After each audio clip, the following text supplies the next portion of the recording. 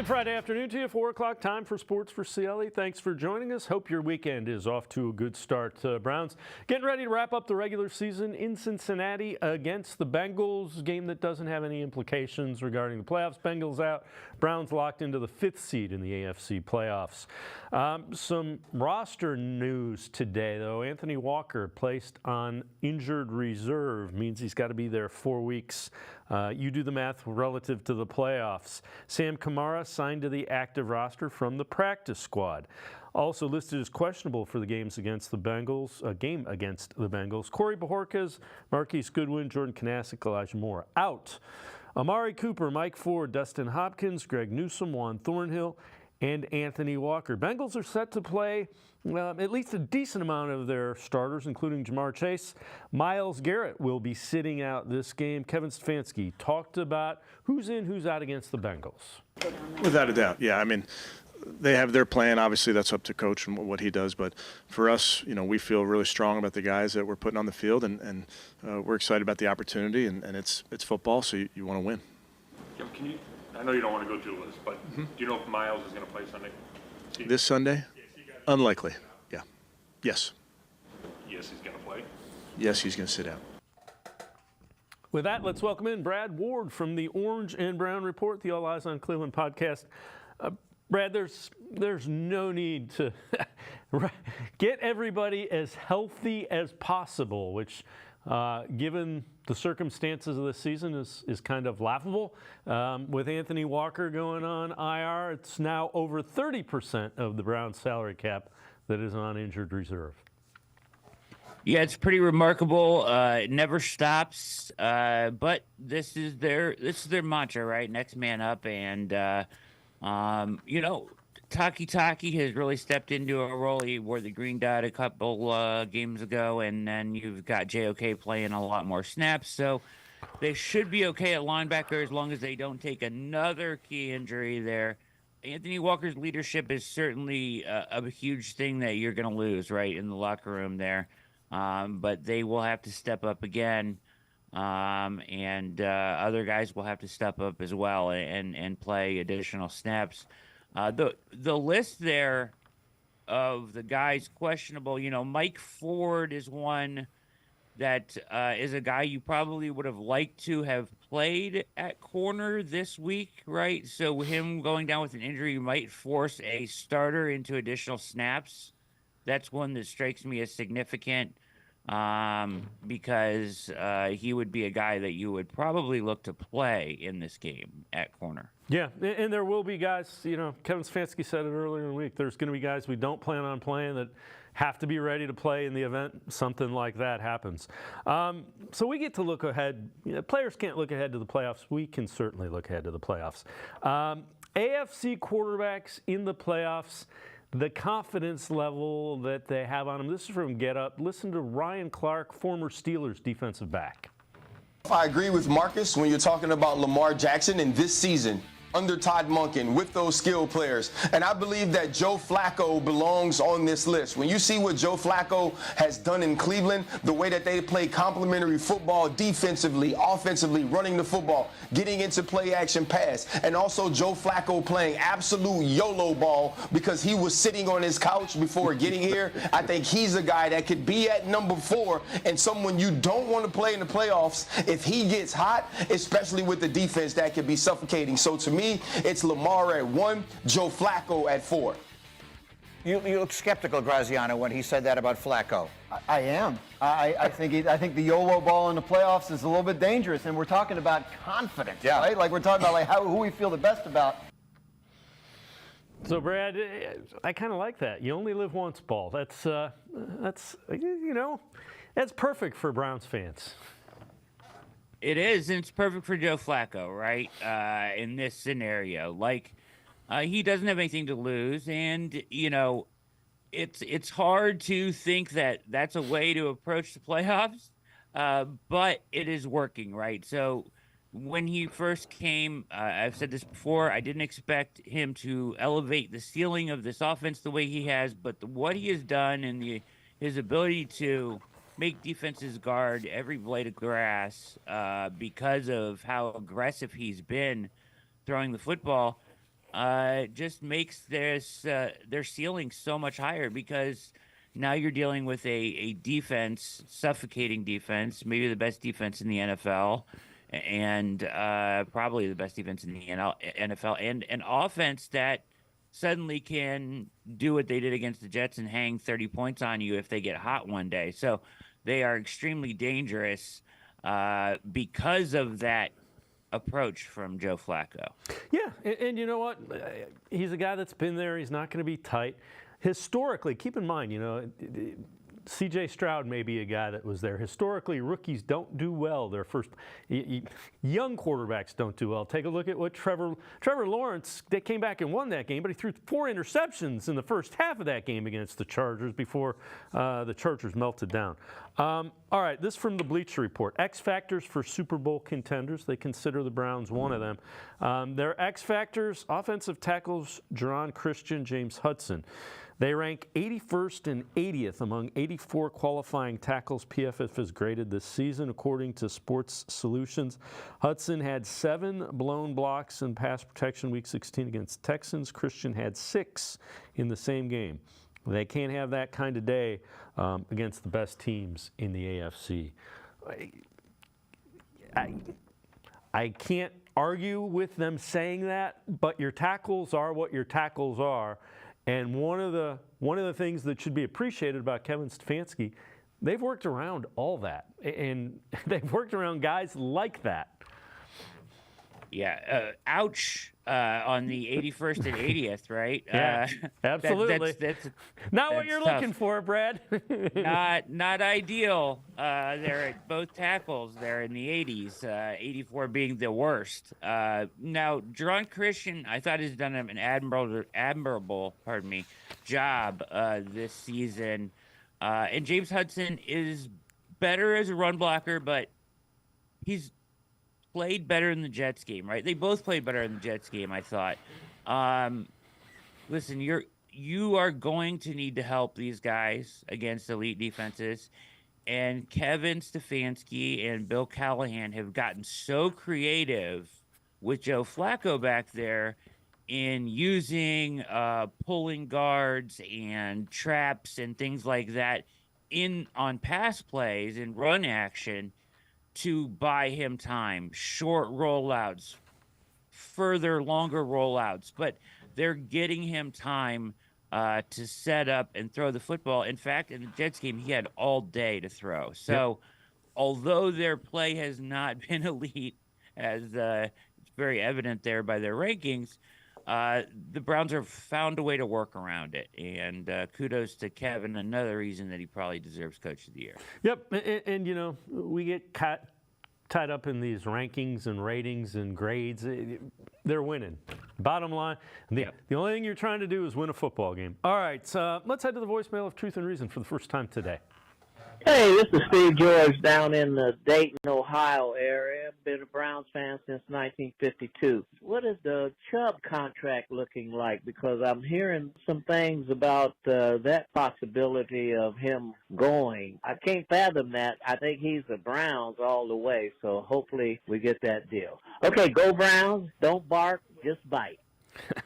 I like that. Don't bark, just bite. As always, appreciate all the voicemails. His cap number next year, $16.2 million. None of it's guaranteed.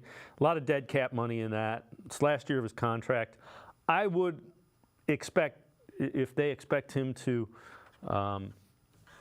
be healthy at some point next year, they find a way to kind of spread that out, lesser dollar figure maybe if they can, and extend it a couple of years. Yeah, I would be shocked if he plays at that number. That would be wild, right? So there's probably here if you want to keep Chubb around and you believe that he's going to be healthy, and let's hope that that's the case, right? I think we all are rooting for that situation. There's a trade-off here of total money value for guaranteed money. So there's no guaranteed money on the contract now.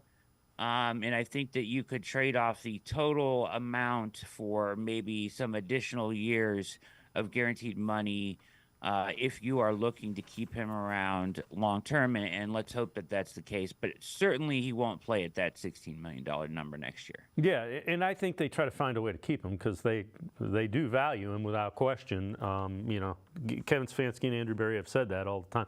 So again, a couple things have to happen. They have to see how his rehab's progressing. You would expect just the way he is and the way he lifts and the way he's built that it will progress. And then, but I can't see them letting him walk, assuming that he becomes healthy again. I just don't see that. Yeah, I don't see it either because of who Nick Chubb is. Like you just said it, right? Like the way that he plays the game, the way that he goes about his business, you would assume he attacks this rehab the same way. He did it at Georgia. He had a very similar knee injury, right? So not similar, I don't think, but not as severe. But either way, he will have to rehab this, and we're sure that he's attacking that the way that Nick Chubb attacks everything, right? And he's not someone I would ever bet against in this situation. Let's put it that way. Yep, I agree with you wholeheartedly. All right, Chris Long, former NFL player, talking about Joe Flacco's presence, what it means to the Browns. This is from the Rich Eisen Show. It's cool to be a young guy in the NFL, but what's really even cooler is being a vet with clout. When you walk into a locker room and all the young guys, they want to know what you know. They want to know what it takes to get there. They gravitate towards you, and I think Joe has that on the ultimate level because he's a quarterback. He's won a Super Bowl. And then when you go out there and play the way he's played, he's unlocked the confidence in them. Schematically, now you got to defend every blade of grass because he takes shots. And I think back to 2017 when Frank Reich, our offensive coordinator at the time, was asked about Nick Foles and how do you give a backup quarterback the confidence that he needs to succeed. Frank said, and this isn't a direct quote, but he goes, I think we have the opposite problem with Nick Foles. The guy wants to make every throw. He wants to finish you. Like this guy, he wants to hit every area of the field and make all the throws. And I think Joe's the same way. He's aggressive. And so you didn't just find a game manager. You found a guy who wants to go for the kill. And I always think it's interesting listening to players talk because it's a different perspective, and that makes a lot of sense. I think Joe Flacco also comes in with a little bit of chip because it's like everybody thought I was done. Well, let me show you what I got. Yeah, absolutely. Came in with a chip on his shoulder. And, he talks about the clout in the locker room. And I think that's a big thing here with this locker room, which we've kind of determined from, an outside perspective. It seems like a really special locker room going back to the Greenbrier, right? This is a really close bunch, but he has walked in there and fit in since day one, right? And actually probably brought a missing element to it, right? And leadership and the moxie that he has as quarterback has just kind of elevated everyone around him. So a really special situation. He's talked about how amazing it's been, how special the locker room has been with him, this team, the collective unit, the brotherhood, all that stuff. But him walking in there as who Joe Flacco is just has instantaneously validated who they are offensively and made them so much more of a dangerous team in the playoffs because of the way he's performed on top of that. Brad Ward from the Orange and Brown Report, All Eyes on Cleveland Podcast 9. Step aside, take a quick time out. Other side of the break, we head back to this voicemail of Truth and Reason, Sports for CLE. We'll be right back. Stay with us. Holiday gold! The $20 scratch off? It has 100 times multiplier. I could win $1 million. Psych! I got merry and bright. No fair. It has a 200 times multiplier. I could win $2 million. Game on the back. Game on the back. Game on the back!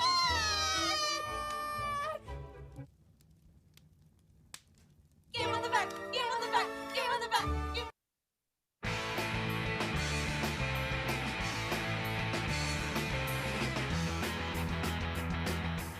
We continue talking Browns with Brad Ward from the Orange and Brown Report, as well as the All Eyes on Cleveland podcast. Let's head back to the voicemail of Truth and Reason. Hey, Dave, Frank from Cleveland. Hope you had a good New Year, but I was just touch base with a couple of things. All the fans calling in, the turnovers, blah, blah, blah. Enjoy the ride. Enjoy, hey, we're here now. Just enjoy it. Quit criticizing. Number two, I always hear defense wins championships. And we got one hell of a defense that might take us to the promised land this year. Okay, Dave, that's it. I'm going to sign off. Love you, brother. Be good, be safe, and God bless you and your family. As always, appreciate all of the voicemails, Brad.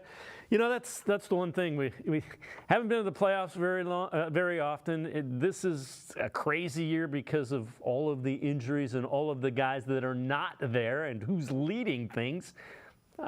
Just have fun, enjoy it. What an amazing! I mean, starting Thursday night, what a scene, right? An epic scene, Cleveland Stadium, the clinch. Everything. There's so many special moments in the season. Like, this team is so easy to fall in love with, and this city is completely adoring of this team, as they should be, because of the in-your-face style they play, the defensive way they play, just what they've overcome, and perseverance and heart, and they never blink in the face of any kind of adversity, Dave, and that's just something that is, as a fan, is very, very easy to root for, right? You're seeing people around the country, Flacco fever, right? Yep. And it's about Flacco, but it's about the team too, and all around the country, people are talking about this. It's a huge story because it's special, right? And this is a special group, so. Absolutely enjoy this. This is an awesome, fun time to be a Browns fan for sure. So take a look at this. Mention the defense. This is a graph, and it's defensive performance versus play action. So you see at the top of this, you want to be at the right side of it. It's measured EPA versus drop back against play action. Down and to the right is good. Browns are the best at it. Obviously, play action is something they do on offense, so when you look at that, keep in mind the Texans, who they may play, one of the worst against it. Jaguars are okay against it. Colts, not so much, or Colts are better. Jaguars kind of in the middle of the road. But again, that's defensive performance versus play action. Browns defense, best. And one of the reasons is they're playing the run on the way back to the quarterback. Yeah, exactly. You just said it. And their team speed, right? Like their ability to recover, and just the philosophy, if you listen to Schwartz talk about, we're going to play aggressive at each level, but we're going to fix everything behind it. Like your point there, you're playing the run on the way to the quarterback. Like that's exactly it, right? So there's no hesitation. Like some of these teams that are probably on the worst end of it are probably teams that are biting hard on play action fakes regardless, taking 1-2 snaps and not ever able to recover in play action and leading to big plays, right? So EPA is an efficiency number, certainly, but it's surely indicative of their linebacker play, I'm sure, at the core. So, great. Kudos to the Browns' just ability to make up ground with team speed, fix each other's mistakes behind each other, as Schwartz always talks about at each level of the defense, and just play aggressive. I mean, it's incredible that they would be that good at this, right? Playing play action and being as aggressive as they are. Like that's such a compliment, because you think about how aggressive they are, you would think that would be an area they would bite hard and not be able to recover. But the fact that they're so good at it is an incredible stat. So this is from NFL Network's Good Morning Football. Jason McCourty, former defensive back in the NFL, on who would be the biggest challenge for the Browns to face in the first round of the playoffs, in the wild card round. I find it fascinating because we're saying, all right, whoever wins the AFC South, and I think to a man, all of us sit there and you're like, all right, like Houston, you're trying to make a reason for one of the three teams. you think? And that was my thing. I played in the AFC South for most of my career, and you look at those teams, and it's like no matter what, they're always kind of looked at differently, and they just haven't performed as well. There's no more Peyton Manning.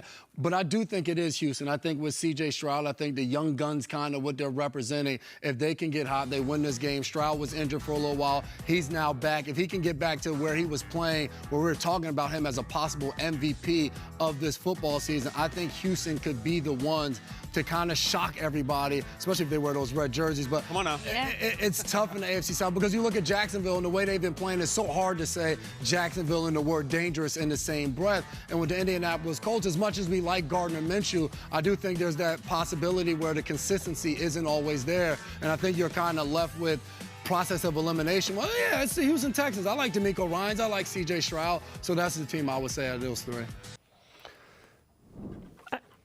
I get it. I mentioned last segment, typically young quarterbacks do not do well. I know C.J. Stroud has been really good, and I've watched him, and I'm not surprised that he's been really good.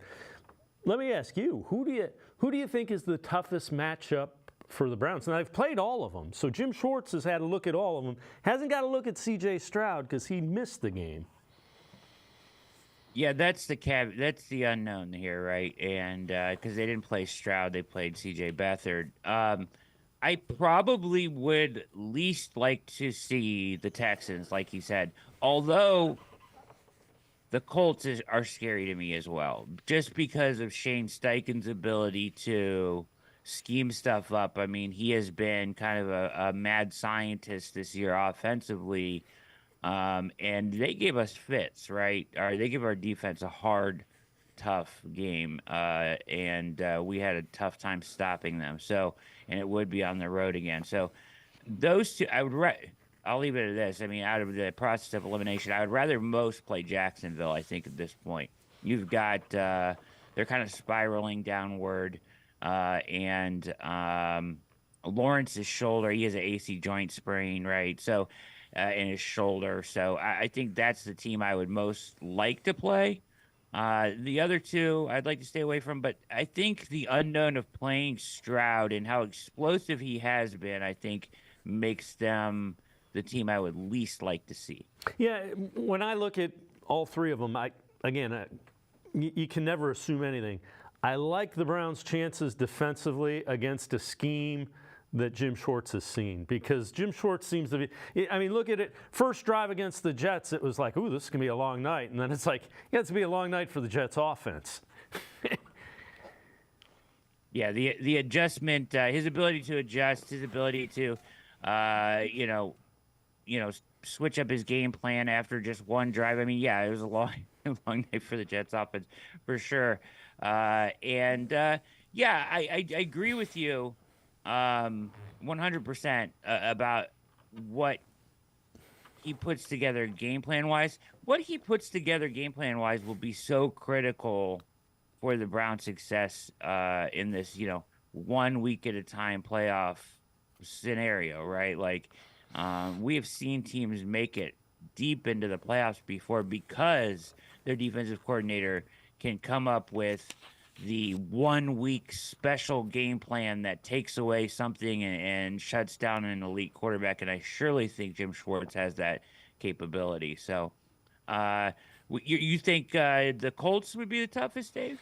Yeah, the one thing, the mobile quarterback, Minshew, and combine that with a really good running back in Jonathan Taylor, that would concern me the most. But again, I like having Jim Schwartz calling the defenses against that. Brad Ward, as always, great stuff, man. Appreciate the time and the insight. Thanks very much, Brad. Appreciate it. You're the best, Dave. Have a good one. All right, Brad Ward, make sure you check him out. Always really good Browns coverage. The Orange and Brown Report. He is also the host of the All Eyes on Cleveland podcast. We're just upside. Take a quick time out. Other side of the break. Video analysis, film breakdown. How the Browns offense has changed under Joe Flacco. Lance Reisland, straight ahead. Stay with us. Come back to Go Forward. Back to learning new things. back to pursuing your dreams. Tri-C has flexible learning options to fit your life. And every year, more than 1,000 local companies provide Tri-C students with real-world learning. The right education can boost your lifetime earning power by hundreds of thousands of dollars. Start now with a college education you can afford. Tri-C, where futures begin.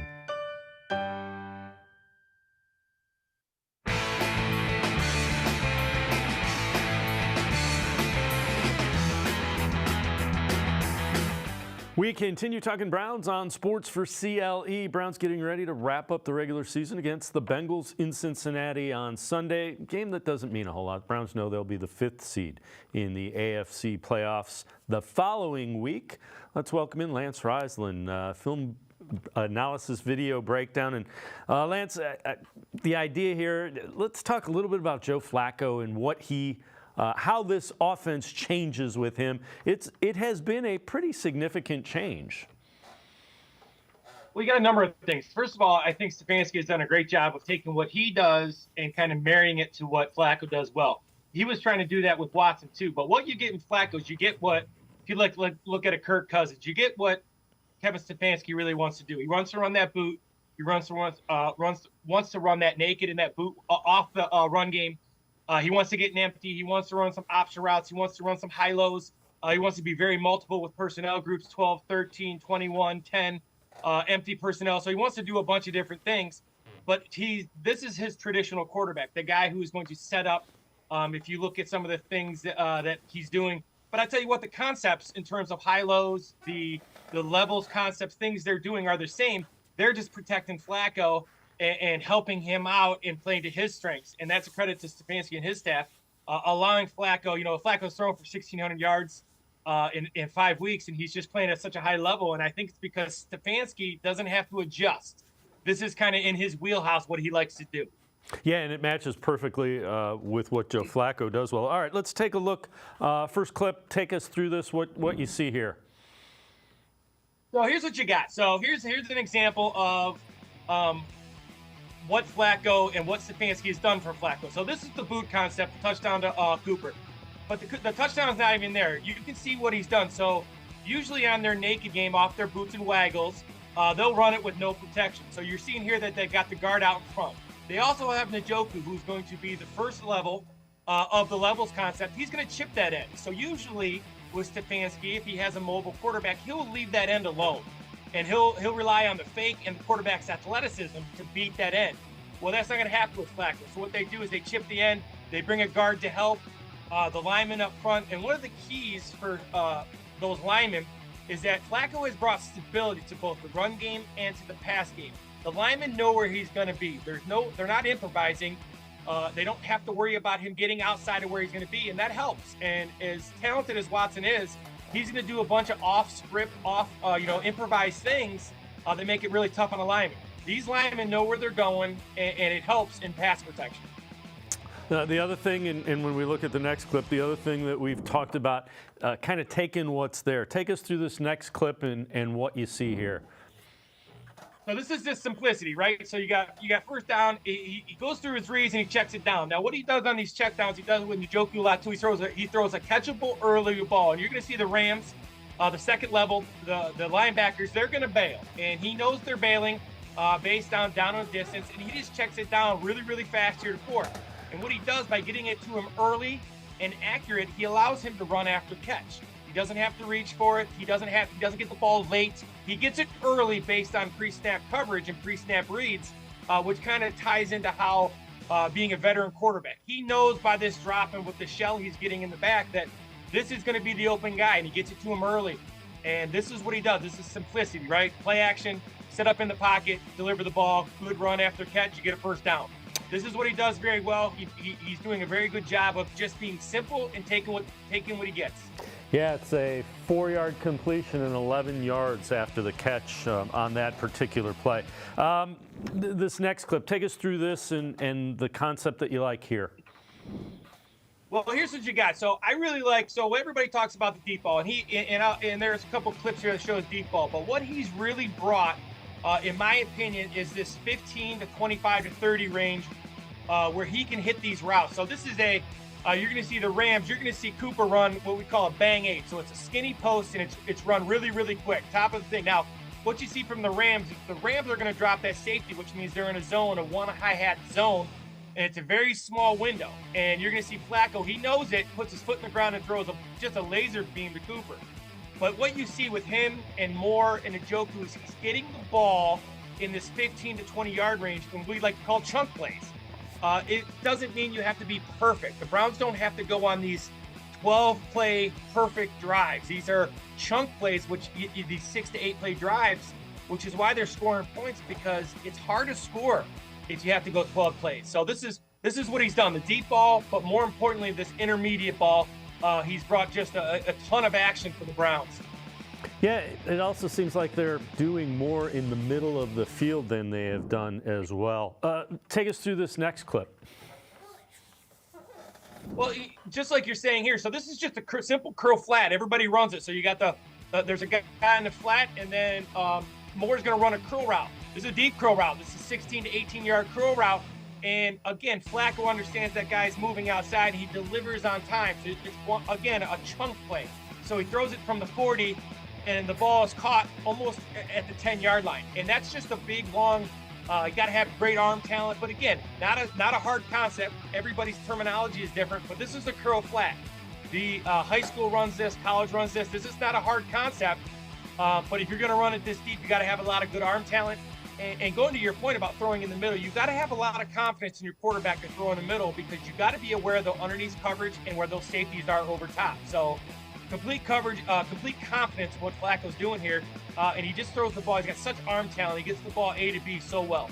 Yeah, and look at the white jerseys. There's 5 of them, but there's none of them near the Browns receiver, and Flacco has the arm strength to get it there as well. Hey, we mentioned the deep ball. Take us through this next one and what you like and what you see here. Well, this is great. So if you're going to see the top of the screen as it goes through a couple times. First of all, it's play action again, right? So it's play action, roll the pocket, try to move the launch point a little bit so he's not always in the same spot. So just by a little bit, kind of move him hash to hash here, which is good because it helps those offensive linemen. Again, the offensive lineman knows where he's going to be. It helps in protection. Now this is a very high-low read. So at the top of the screen, you're going to see Cooper. He's going to run a curl. And Flacco simply reading the safety on that side. If the safety on that side in a cover 4 backs up, he's going to hit Cooper on the curl. On this particular play, the safety obviously comes up to Cooper because of the success Cooper has, and he just throws it over the top to Goodwin. So this is a very high-low concept, a very easy read for Flacco. But not an easy throw. It's a long throw.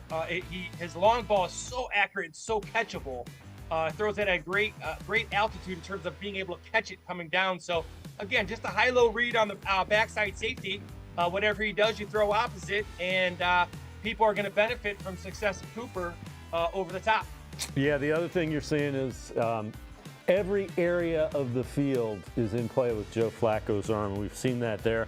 The other thing, when we look at this next clip, Lance, the other thing, it's undeniable David Njoku is playing his best football with Joe Flacco as the quarterback. Well, I'm going to write an article on what Njoku does. And Njoku, there's some guys, Travis Kelce, he's maybe a little bit better in space. George Kittle's a really good inline blocker, but there are a few tight ends right now in the NFL that you would trade for Njoku in terms of what he does formation-wise. He can put his hand down on line, put his hand down. He can run multiple routes. He can line up outside. He's good in the red zone. You can split him out. This is just a simple levels concept. Again, they pull a guard to help in protection. They set him up instead of rolling him out. And you're going to see, very, very simply, you're going to see Moore's going to be at the bottom of the screen. Bell's going to clear it out, and then Njoku's in the middle. Again, just simple, easy read, levels concept. Everybody runs it. But Njoku has flourished because Flacco is working to the open receiver regardless of who that is. And Njoku in this scheme is open a lot. Yeah, and the other thing is that's the size of an offensive lineman who can run like a running back, and there's business decisions being made on the defensive side of the ball because you don't want to get in front of the guy. Take us through this next one with David Njoku as well. So So this is great. So this goes back to our what we said about Ford on the check down. So you're going to get an empty set here on 3rd and 15 against the Jets. And again, being a veteran, you're going to see the Jets on defense. They're going to bail. And when they bail, they're covering. It's 3rd and 15, right? So the idea in the NFL, if you look at when it's 3rd and 10 plus, is most teams will play coverage. They're going to rush 4, rush 3, and they're going to play coverage, invite you to throw the ball up close, and then come make a tackle. Unfortunately, when you throw the ball to Njoku, he does such a good job of run after catch. He's number 1 in the NFL with yards after catch or yards after contact right now with tight ends.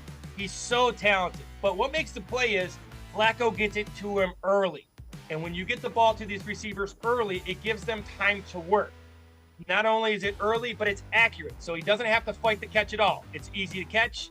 He gets it, and he goes A to B. And they always talk about getting upfield. And there are very few tight ends right now in the NFL that are doing as much as David Njoku, as important as Njoku, for a quarterback. He's the primary run guy. He's good in run. He sets the edge a bunch. He blocks on the second level. Njoku has flourished with Flacco, and he's only going to get better, I think. He's really come into his own here since week 14. Yeah, the other thing is take a look at him in space. Again, there's nobody around him, and that's 10, 15, 20, 26 yards after he catches the ball because of exactly what you're saying. Gets it to him on time, get quickly and on target. And, that's a weapon. That's a weapon that defenses, there's just no answer for that. And I think what you're seeing is that you're seeing Stefanski does an amazing job of adjusting to his personnel. And, I've heard a lot of talk about Watson and Flacco over the last couple weeks. And make no mistake, Deshaun Watson is an elite level quarterback, but they have to work together to try to fit what Stefanski does into Watson's skill set. Right now, they're not having to do that. Stefanski is able to use what he knows. And as a coach, you're really confident in things you know how to run because you've done it your whole life. And that's what they're getting with Flacco, with the run game, with the boot, with the empty game, with the quick decision-making. He's doing a great job. And it kind of goes to, how talented Stefanski is as a play caller and as a play designer.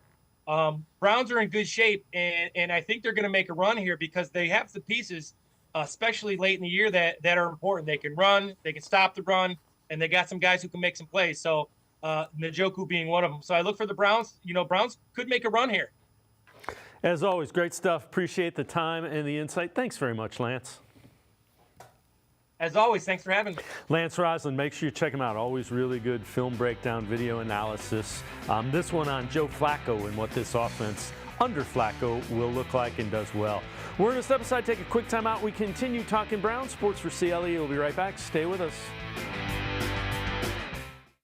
The Ohio Lottery Partners in Education program is dedicated to recognizing exceptional students, teachers, and schools throughout Ohio.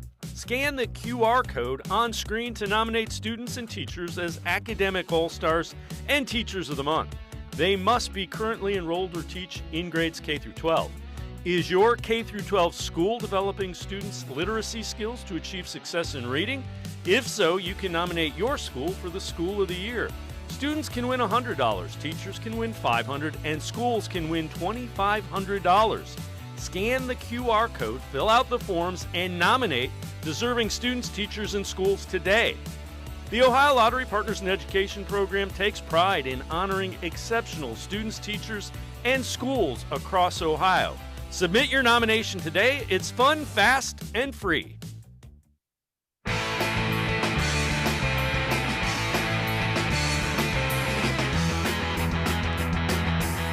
We continue talking Browns on Sports for CLE. Let's head back to the voicemail of Truth and Reason. Oh, hey, Dave, this is Danielle. Hey, I was just thinking about that Utah caller guy. Well, you know what? We love our Flacco because we're going to take what we can get, and we're in the playoffs. And as far as I remember, Utah don't even have a football team. They don't even have a football team. So there you go. So go Flacco, and we're going to the playoffs. So there you go. And Utah, get a football team. Woof, woof. As always, appreciate all of the voicemails. Let's welcome Jacob Roach from BrownsWire.com. Jacob, we got a voicemail a couple days ago from somebody in Utah who's a Browns fan that was pumping the brakes because of the turnovers with Joe Flacco. you can't really say anything bad to a Browns fan about Joe Flacco these days, which is fine. The one thing I'll say, not all turnovers are created equal. Keep them off of short fields in the playoffs, and we're okay. Yeah, I don't think many Browns fans take kindly to people trying to put a damper on Flacco mania right now as the T-shirts are coming out. All of the T-shirt companies are jumping on that opportunity, and it's been really great. Oh, there we go. Sorry about that. Messed up right there. But yeah, no, it's awesome to see the excitement and everything around what is happening. All right, so Jacob Roach from BrownsWire.com. We will get back to him. So the Browns getting ready for the playoffs coming up, and it'll be interesting to see who, in fact, the Browns play. As we take a look at this from ESPN.com, and it's NFL contenders and their biggest weaknesses. And when you look at the Browns, they say the Browns' biggest weakness, turnovers. Chance of winning the Super Bowl, 0.5%. From 2012 to 2022 in the postseason, teams with 2 turnovers in a playoff game have won only 31% of their contests. Teams with 3 turnovers went 4-19, which is just over 17% of the wins. So that's a concern, obviously. Browns have turned the ball over quite a bit. They say teams to avoid for the Browns in that, and they say the Houston Texans are a team to avoid. Texans have turned the ball over just 7.8% of their possessions this season, second lowest rate in football. So, Jacob, it's hard to argue. Browns cannot afford to turn the football over, and I get why they say that's the biggest concern. Yeah, it's definitely the biggest concern for me because you talk about the numbers that Flacco has put up since he's been here, and you talk about he's got as many, if not more, touchdowns than 3 or 4 NFL teams have all year. But then you come back to the turnovers and you sit in a situation where that Jermaine Johnson interception I thought was just a fantastic play for him. But it felt like the Jets were starting to get back into the game because of a pick 6 there. You were starting to kind of put them away, felt like you were getting in a situation where it was like, all right, you're going to the playoffs, it's here. They battle back into it.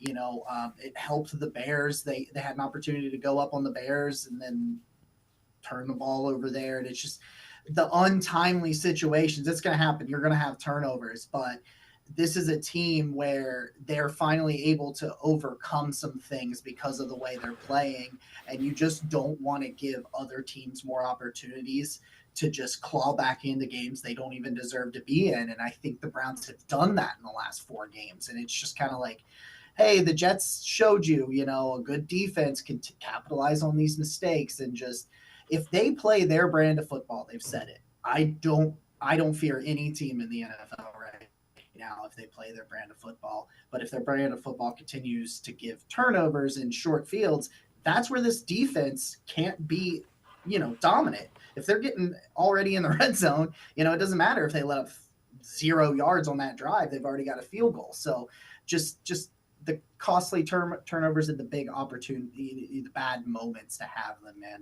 That's the only fear I have with this team. I'm with you 100%. Yeah, and look at it this way. I don't think any of these offenses can drive 70 yards, 80 yards on this defense 3 times in a game. So what I'm saying is if you score 21 points, you don't turn the ball over, you got a real good chance at having the Browns win this football game, and that's kind of got to be the approach. I know you wrote an article, 2023 regular season awards. So let's go through some of those. Your Rookie of the Year, that's a pretty easy choice. Dwan Jones, 4th-round pick who was playing really well. Pressed into service probably a lot earlier than the Browns even thought he would be, and he responded. Yeah, it was, I was very excited about DeJuan Jones just when he falls to the Browns in the 4th round. It was just kind of like, I had a first round grade on this guy, and all of a sudden you're getting him, day 3 of the draft. And I was very excited. And I was at that first game. And when Jack Conklin went down, I was like, oh, I don't know if we're necessarily ready for this. But, 3 sacks on the year, 21 pressures. Like, he dominated TJ Watt. Like, I'm just saying, especially that second time around, he was battling through injuries, going off the field on some of the run plays, then coming back on 3rd down passing situations to go against TJ Watt. And he made it look effortless at a size that is just intimidating. I mean, you just look at DeJuan Jones, and even amongst other large human beings, he's bigger than all of them. And it's just insane to see a player be able to step in that situation that he was put in so quickly against a pretty good Cincinnati defensive front with Sam Hubbard and Trey Hendrickson and all those guys that he had to face right out the rip. And then he gets TJ Watt in his first career start. And we've seen people get first career starts against TJ Watt. They usually don't go that very good. But, you've got your future at right tackle, and you spend a day 3 pick on it, and that's about as good as it gets. All right, so you have player who took the next step, and you go with cornerback Martin Emerson Jr., and then most improved player, you go with defensive end Alex Wright. So take us through those two. Yeah, Martin Emerson is just, it's been so fun to watch Martin Emerson, because you went from who's that on draft night a couple of years ago to being very, very, UC Nathan Zagura is furious that Martin Emerson did not make the Pro Bowl roster, even as an alternate, which doesn't make any sense to me. I mean, Martin Emerson leads the NFL in passer rating when targeted. He had a 45.3 this year when he was targeted as best of any cornerback in the NFL, lets up 0 touchdowns, and he's just not afraid of anybody. Like, Martin Emerson believes when he steps on the field, one-on-one against that wide receiver, that he's going to win. And he's not going to win every rep, obviously. That's just not how it works. But Emerson's got the size and athleticism to match up against just about any different type of body type of wide receiver. He can go against the big guys, the fast guys, the shifty guys. He can do all of those things, and he's just a really well-rounded player. And, his durability has been a big deal too, because you look at the other two in Newsome and Ward, who tend to miss time, and Martin Emerson doesn't. So it's just, that is a star in the making, and took a really big step forward. But the guy that I love, Alex Wright, was my favorite player in last year's draft class, and he came in just as this raw ball of clay that was just not ready to play significant snaps as a rookie. And then because of the Clowney situation and the injuries with Miles and some other, the injuries with like Chase Winovich and stuff last year, Alex Wright had to play a ton of snaps, and he was, in terms of PFF's grading metrics, I think he was the worst defensive end we have seen in like a really long time in terms of their grades. He comes in this year, and all of a sudden Jim Schwartz goes, oh, I see, big, long, explosive, freak athlete. Let's move him around. Let's get him next to Myles Garrett and Zadarius Smith on the inside. And he's just got these real long levers. He's able to attack guards, tackles. He sets the edge really well as a run defender. I think he's their best run defender at the edge position personally. But he's just got all these raw traits that are starting to be put together and create a really talented player. And you've seen that now that he's had time to grow a little bit and take a step forward, and I think he's only going to get better. All right, so we have 3 other awards that you have. Unsung Hero, this one was pretty easy. You went with quarterback Joe Flacco. Offensive Player of the Year, again, another one that pretty easy to figure out, Amari Cooper. Defensive Player of the Year and Team MVP would be hard to argue with this one as well, Myles Garrett. So take us through those 3. Joe Flacco is like, if you ever wrote a storybook ending to any kind of Browns season, I think it would have to be with someone like Joe Flacco. Like, wouldn't it be the most Brownsian thing of all time to not only find unique ways to lose, but then to find a unique way to win a Super Bowl?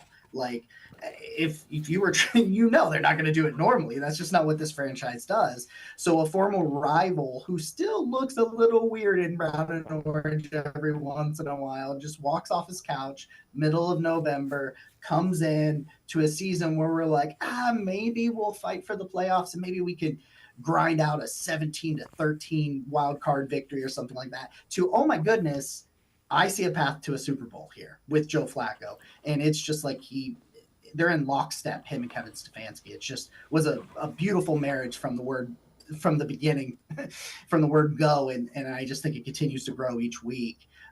But moving to the offensive, Amari Cooper was my offensive player of the year just because he's Mr. Consistent. I say this a lot when I'm on Browns Wire and on my podcast as well. Just Amari Cooper is where he's supposed to be, when he's supposed to be there, every play. That's who he is. He's going to give you a couple of frustrating drops from time to time, but he's going to make a lot of really nice receptions as well. And, you know, obviously he sets the record. It doesn't matter who Amari Cooper's quarterback is. They have gone through 4 quarterbacks. He has a career high in receiving yards. And I think that explains who Amari Cooper is and the importance of him on a roster, just looking at that fact right there. And then Myles Garrett's the best defensive player on the best defense in the NFL. And for a lot of this season, you have leaned on your defense more than your offense. So from time to time, you need your offense to step up. But even in a shootout against the Colts, Myles Garrett was the MVP of that game, blocking a field goal, strip sacks for a touchdown, you know, setting up other points, taking points off the board to put other points on the board, back and forth. And just, I know that the sack numbers are not where Myles wants it, but man, he's a disruptor, snap in and snap out. Yeah, you know what? He's happy they're going to the playoffs, and they have the ability to advance in the playoffs.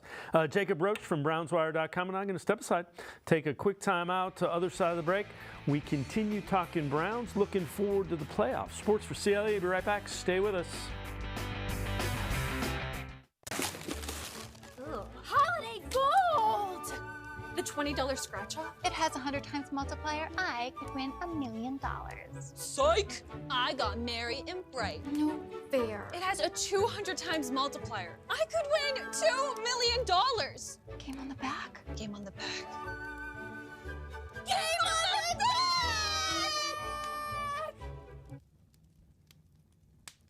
Game on the back! Game on the back! Game on the back! Game.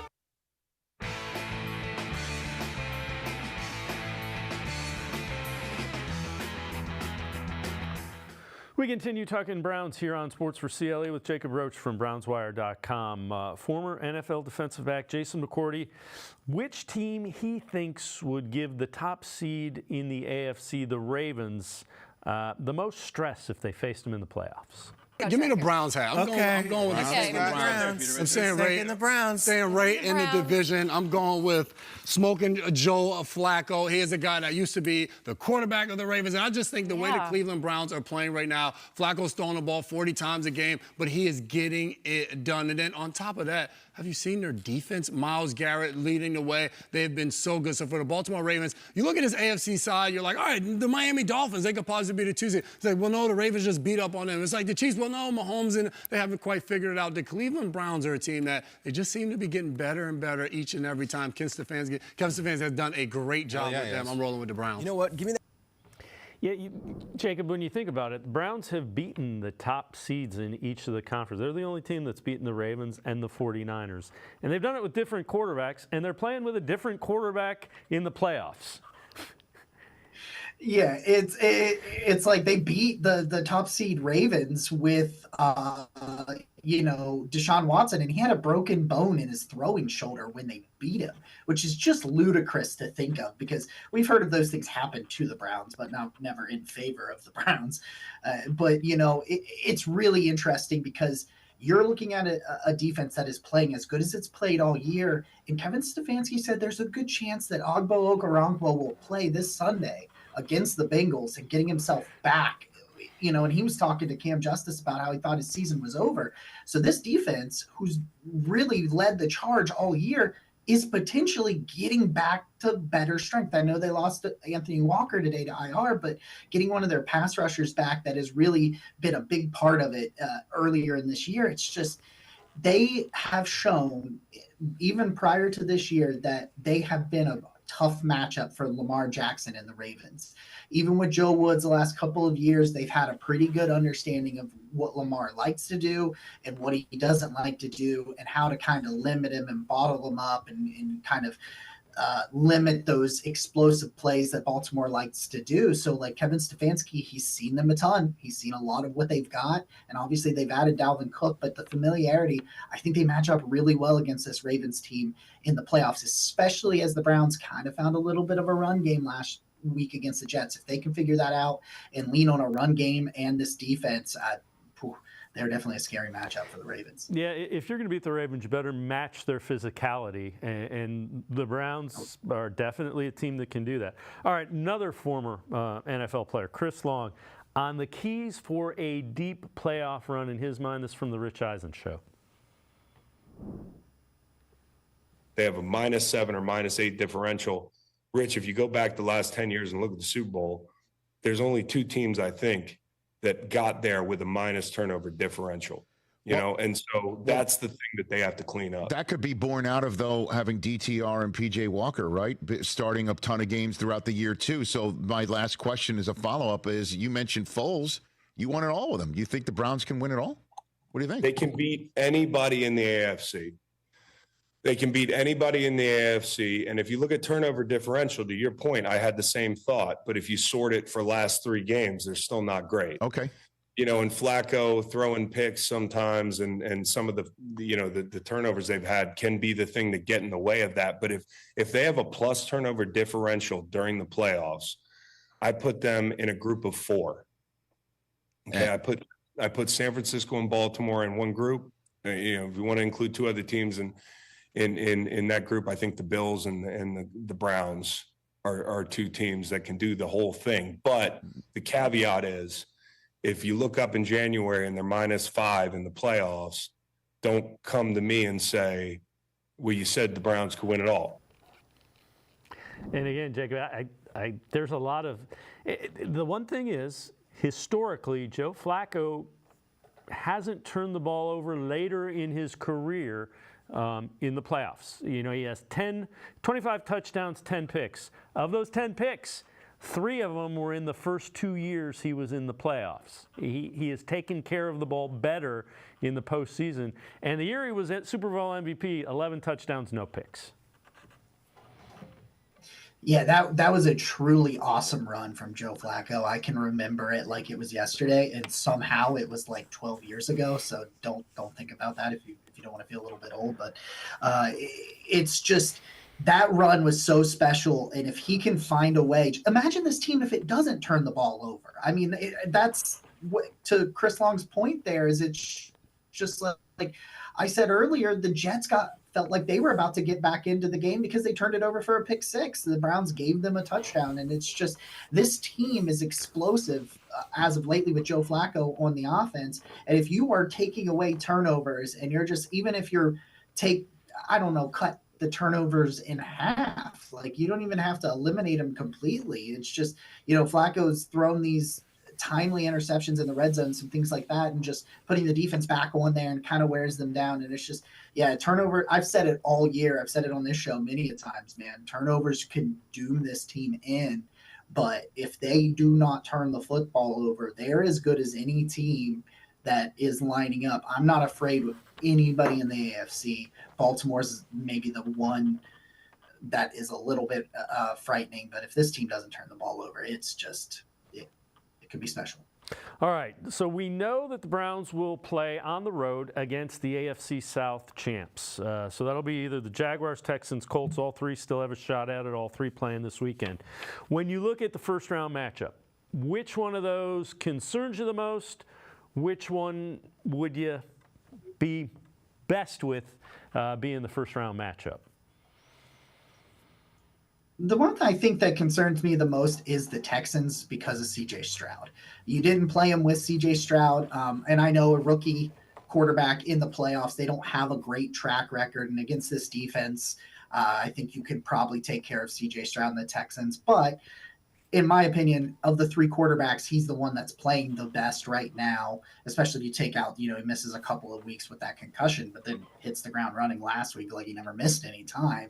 So that's the one that probably scares me the most, is because I think what CJ Stroud has done down there has been really nice this year, and I don't really want to face that in a do or die situation. But the one that I think actually is the best matchup for the Browns is kind of the Colts.